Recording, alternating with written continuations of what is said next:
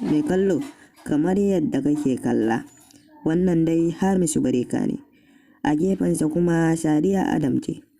Sai dai a safiyar yau Hamisu Breaker ya fitar da matar da zai aura. Hakan ya sa magoya bayansa masu ƙaunarsa a cikin jinsin mata sun shiga wani matsanancin hali, domin sun so a ce su ya zaɓa.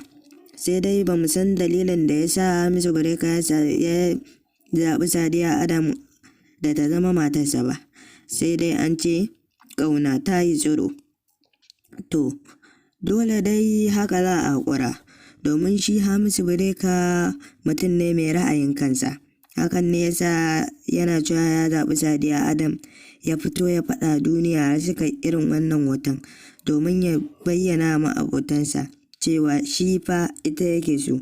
Don haka duk wadda take son shi bai hana ta daina son shi ba, amma ta sani shi ba zai iya mayar mata da soyayyarsa ba. To, shi dai Hamisu Breaker na Sadiya Adam ce, ita ma da Sadiya Adam ta Hamisu Breaker ce. Amma kafin nan ku kalli wannan bidiyon domin tabbatar da haka, domin Hamisu Breaker ya ce nan da wasu 'yan watanni za a yi bikinsa shi da Sadiya Adam. Hakan ne ya sa ya ce a sa wa masu sauraron mu wannan abin domin su